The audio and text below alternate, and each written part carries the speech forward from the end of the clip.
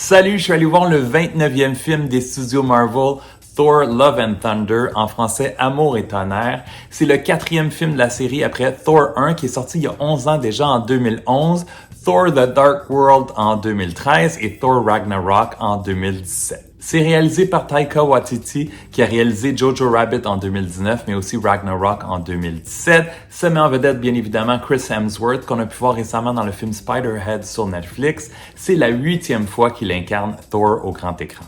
De retour après une absence dans le 3e film, c'est Natalie Portman qu'on a pu voir en 2019 dans Lucy in the Sky. Il y a aussi Christian Bale qu'on a pu voir il y a 3 ans dans Ford vs Ferrari et Tessa Thompson qu'on a pu voir récemment dans la série Westworld.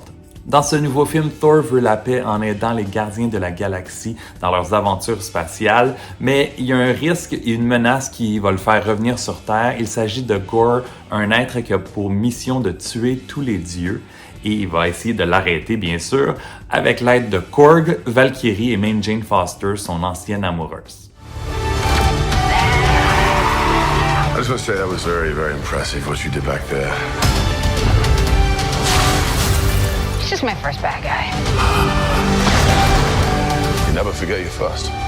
Ce nouveau film Marvel, c'est du gros fun, c'est léger, c'est drôle, c'est coloré et éclaté, avec plusieurs gags qui se répètent, incluant la hache et les fameuses chèvres. Thor Love and Thunder est un des films Marvel les plus absurdes, flyés, bizarres, avec l'univers de Taika Waititi à la réalisation. Une réalisation très originale avec des prises de vue vraiment superbes. Et selon moi, c'est vraiment bien meilleur que le dernier Doctor Strange qui m'avait beaucoup déçu, mais c'est pas tout le monde qui sera d'accord. La bande sonore est vraiment formidable avec 4 hits de Guns N' Roses et plusieurs allusions au groupe et au chanteur Axl Rose. Et comme dans la majorité des films Marvel, il y a plusieurs caméos qui sont ici vraiment délicieux et très très drôles. Christian Bale est vraiment solide dans le rôle du méchant et ça m'a même pris 1 minute avant de le reconnaître au début. C'est vraiment le fun de retrouver le personnage de Jane Foster joué par Natalie Portman et Russell Crowe est formidable dans un rôle hilarant et très différent de ce qu'on est habitué de le voir faire. Comme dans la majorité des films Marvel, il faut rester jusqu'à la toute fin du générique. Il y a 2 scènes importantes, très intéressantes, qui sont cachées au générique. Moi, j'ai vu le film en 3D et je trouve que c'était pas nécessaire, que ça apportait pas vraiment grand-chose de plus.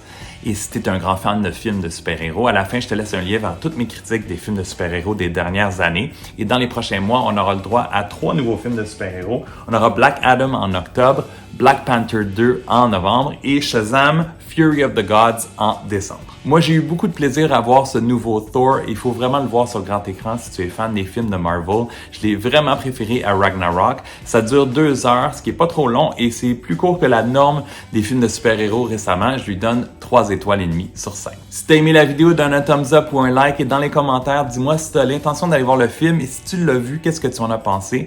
Tu sais que tu peux me suivre sur ma page Facebook, sur mon compte Instagram, sur mon nouveau compte TikTok, sur mon compte Twitter et abonne-toi à ma chaîne YouTube parce que dans les prochains jours, je vais vous partager mes critiques des films Elvis, Where the Crawdads Sing et Nope. Ciao!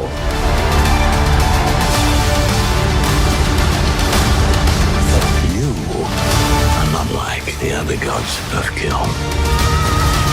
Because I have something worth fighting for.